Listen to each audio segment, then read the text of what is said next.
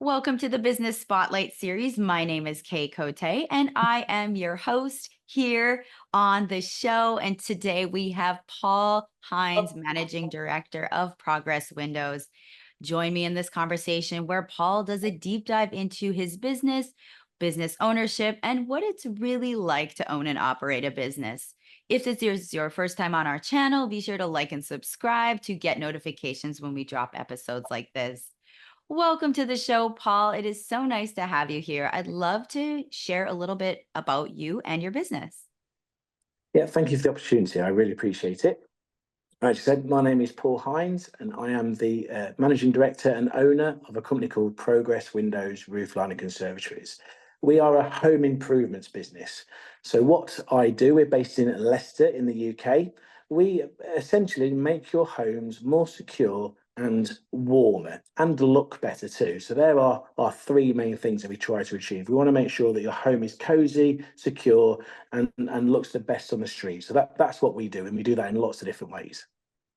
Well, I absolutely love that. And I think it's just so important. I love to feel cozy and happy and safe in my home. So I think what you're doing is an incredible thing. And so I'd like to deep dive into a little bit about your day to day as managing director. What does that look like for you? Are you mostly working on the business or in the business, or is it a little bit of both? It's certainly a little bit of both. I'm very lucky that I have a really good team of people. So I've worked hard over the last 16 years that the business has been going to make sure that the right people are in the right places. So that allows me, I'm very lucky. I don't need to be in the business too much. I was lucky enough today that I can go training, I can do a bit of physical activities. I've got an 8-year-old boy, and I get to see him at school and different things. So I'm really lucky that the right people are in the right place, and I get to work in the business and on the business, a bit of both. I think that's really special too. And you've created an opportunity to live like a well-rounded lifestyle, which I think that's where some business owners are really stuck in that like grinding it out mode. So what is your secret to getting there? How did you find those boundaries to create for yourself so you live a balanced life within a business? Yeah, I certainly have done the grinding. For the first few years, without a doubt, I was doing every hour I possibly could, taking on every job I possibly could, and I probably didn't understand business as well as I wanted to. But I've done a lot of reading, a lot of research, a lot of learning. I love doing that. It's part of your growth as a human being, really, to keep trying to improve all the time. And eventually, I learned that it's important to know my numbers. That was the biggest thing, to track everything that comes into the business. We are very much a business where we need new customers every day. Once someone's bought a house full of windows or a conservatory or an extension, they're not going to buy another one tomorrow. So we need to find new customers all the time. So marketing is massively important, and knowing your numbers around your marketing was just key for me. Once I understood that, once I understood what marketing works, what sales techniques works, what my conversion rates were, and all my KPIs, once I understood that, that just allowed me then to make informed decisions, and it went from there. Oh, well, I'm super excited to dive into the marketing portion of this conversation with you after you said those words. But before we get into marketing, I'd like to Yeah. learn what makes your business so special, what sets it apart, and what makes people choose you. Right, good question. And we have a lot of competition with what we do. There's a lot of people do what we do here in the UK. So it's important to try and be a little bit different where we can. I try to be different with tangible reasons as to why. And what that means here is that our guarantees, we give a guarantee on the products that we fit. And our guarantees are the longest in the industry. I don't know anybody that does a guarantee longer than what Progress Windows does. So hopefully that gives the client complete peace of mind that everything's done in the house. And if there is a problem, which is rare, but if there is, because nobody's perfect, that we will be here as a business to be able to sort that out for them. So we have a really good product. We could go into that all day long. Wow, I could talk all day about windows and doors, but it might not be as interesting podcast to do that.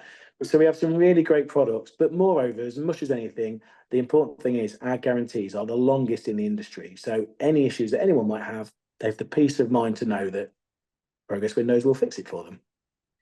Well, that is really incredible. And you probably, you talked a little bit about your team. You have a team behind you. How many employees do you have, and what kind of roles are they filling right now? Yeah, good question. So we have 36 at the moment. So we have a sales team. So we have a team of people that go out and help people try to choose the right product for their homes. We have an admin team, we have our accounts team and our marketing team. So I have a team of that literally just solely works on the marketing for the business. We understand that that is massively important for a company like ours. So it's important to put the resource to that. And then our bread and butter and our important part of the business are our fitting teams. So we go out to people's houses and fit the products that we sell. And that is the most important part of my business. It's really, really key to have the right people that care about the job, fitting the products into somebody's prized possession. Your house will be one of the most prized things that you will ever own. And so the people that we send there to work on it have to be absolutely 100%. Definitely. It sounds like, you're creating that great experience, customer experience all around, end product is great, and you have the great people on your team to back that up. So, Well, we um, try. that's amazing, and that actually leads perfectly into the conversation about marketing, because this is where you share those beautiful things about your business and talk to your clients. And so, you mentioned earlier you have some pretty awesome marketing pursuits, which I'm really excited to dive into. So, what are some of your keys to success within your marketing currently?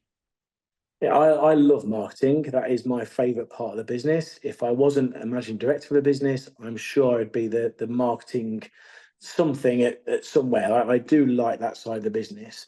And what I find is it's we measure everything that comes in. So I do have better ways to market than others. But what I found to be the most success over the most time is to have lots of different ways to market to people. I find it really difficult to rely on one specific form of marketing because if that doesn't work for any reason, then it's a problem. So what we do lots of different things. Again, I could sit here for hours and talk about all the different marketing that we do because I do love it. But the important ones to us are the internet, the Google, the web, online reviews, our website. It's huge. SEO is brilliant. It is brilliant. It's certainly worth resourcing and spending money into if you're measuring, if you're understanding what works for the business. With typical and traditional marketing things, such as advertising in local magazines or newspapers, they are brilliant and we do that too. However, you'll only ever have a finite number of people that you can advertise to. Mhm. Whereas the internet, as you know, is as many people as you want it to be. And the only way really of scaling a business, of moving a business forward is through the internet. So our main way of marketing is through the internet. And again, that spirals off to lots of different things that we do. And the other important thing for us as well is repeat business and recommendations. So we just don't um, expect the work to come in. We work hard to get recommendations for people to say to recommend us, and we work hard to get repeat business. Because although people will have a conservatory once, there's a lot of situations where people have a door last year and they might have windows next year, and then a conservatory after that, and then maybe something else after that. So it's really great that people come back to users. So our main three sources of marketing, and there's so many different techniques within each one, but would be internet, repeat business, and recommendations. Yeah, those sound wonderful. And thank you for highlighting those top three. I think that's so important for other business owners to know. You don't have to get myopic about marketing. You can be very diverse. You can create different facets of it and try new things. So I think that's incredible that your team is doing that.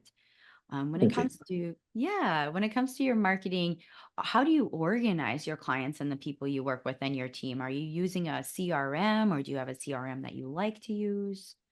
We do. We recently installed a CRM system, probably a couple of years ago now. It's a system specific to our industry, so it works really really well for what we do, and that's been an absolute game changer. And what I mean by that is probably one of the main issues that we would have of a business, and a lot of business would probably say the same, is communication to clients. Mm. It's a 24/7 world now, and people expect answers pretty much straight away. They don't expect to be waiting. They certainly don't expect to have to chase you. And in this business, because we deal with so many different people, it's really hard to manually call and contact and email every single person on your client base. Mhm. But since our CRM system, that allows us very easily, very quickly, very automatically to email and contact people. So when the job processes through its procedures, at each stage, the client will receive an email to say, your door has been ordered, or your door is ready to fit, or your door has been fitted. Here's an invoice, or here's the survey. Yeah, whatever the stage may be, we now have a automated system that will automatically contact clients. And it takes so much work away because you're not dealing with the constant phone calls of where's my job, where's this, where's that, what's happening next, who am I dealing with? The CRM system helps us do that. So for any business out there that might not have that, might be looking into that, may not have even thought about it yet, I can assure you that from my business, and we're not a multinational by any means, we're just a normal sized UK business. It's helped us immeasurably, and I thoroughly recommend it. Nothing is better than a good system in place to help keep the ball rolling, right? That's exactly right. Well, we've covered marketing and it's been incredible. And now I want to talk a little bit about you and what inspired you to go into business. So, my first question is, why did you choose to go into business for yourself as opposed to working for someone else? And if you were prior working for someone else, what was that transition like for you? Yeah, really good question, actually. So there's a bit of a story behind the start of my business, and I probably won't get into all that now, but it came from a business that didn't quite work as well as it should have done. It was a business that I worked for, and it sadly didn't quite. It had been going a long time, 25 years, but in the end, the business wasn't adapting to modern times. So 16, nearly 17 years ago now, I decided to set my own company up, to work for myself and to do that. And that was a really, really brave decision, a tough decision, and in the end, a great decision because it's really, really worked for me. But at the time, I just had that self belief and drive and determination to do it. And any business owner or budding business owner, you have to have drive and determination. You have to have the will to succeed. You have to want to do it because it's not easy. I can't tell you how hard it is at times because it is really hard. However, if you've got that passion, if you've got that belief, if you've got that will to want to do well, I think as long as you do the basics right, in the end, you'll get to where you want to be. So for Mm. me, that's what it was. I had that determination. I started the business and it went from there.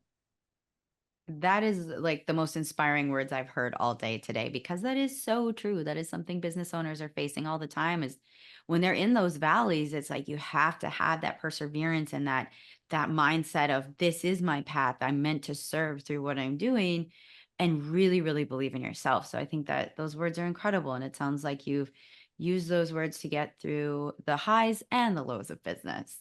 Exactly right. That's very true. That kind of leads me into my next question. Like, what is a hurdle or a roadblock that you faced within the years of your business that forced you to overcome those setbacks and to end up like sharpening you as a business owner and helping you thrive in the end? Really good question. I like that. A really good question. So, there's so many. There's so many. So It's I'll true. go through one. I'll go through one which we've all experienced, and that was COVID. That Mm, was such a difficult time. So in the UK, we had to close the business for 6 weeks. mhm, I'd never envisaged that, and I'm a pretty good planner. I'm quite good at going for what's the best case scenario, the most likely scenario, and the worst case scenario. And I can feel like I could adapt to all three of those situations. mhm, Never once in my wildest dreams or nightmares would I ever believe that the business would close for 6 weeks. mhm, And that was a huge hurdle because it's not just the business that relies on constant trading, but the people that work for me, they rely on constant trading as well. I'm lucky enough that I employ some really good people, and it was quite hard to see all these people just with nothing to go or nothing to do. So it was hard to work through that. And when we talked a moment ago about belief and having that will, you definitely needed it then, because it would have been so easy just to say, you know what, ugh, I can't do this, I don't want to do this, or whatever it may be. But we were determined that once COVID was over, and with every bad situation, there's an end. So there may be people watching this now that aren't in the best situation, and that's okay. It's happened to every single business owner out there. It will end. It won't last forever. There's better times to come. Mhm. When they come, you've got to hit the ground running and make it work. So we did that. So when COVID came and went, we really hit marketing hard. We really worked very closely with the marketing side of things to make sure that the work was coming in. And the 2 years, 2 or 3 years after COVID has been absolutely wonderful for this business. A lot of people couldn't go on holiday, which was a problem for that industry, but for our industry, people then going, okay, we'll spend on the homes then. You know, people working from home more. So like we are now. People wanted to improve their home and make that box room into an office and put a window in, or those sorts of things. So there was loads of opportunities for us. So for every problem, if you look and you're positive and you work hard and you strive, there can always be a positive outcome from that. So COVID was a fine example, and as a business, we really tried to tackle that face on and make it good for us in the end. Powerful words. It's so inspiring, especially like I love that mindset of, hit the ball running when you are getting that stride. And that actually inspires the question, what do you see for the next 3 to 5 years in your business? Yeah, I do try to plan. So I have a 5 year idea of where things are going to be. And in truth, I desperately always want the business to succeed. And what I mean by that is we make people happy. We have some really good, really great online reviews. I'm really pleased with the amount of people that say how happy they are with what we do. And that is the key for me. And I want to continue to do that for as long as possible. Mhm. However, there'll be a time where I don't want to.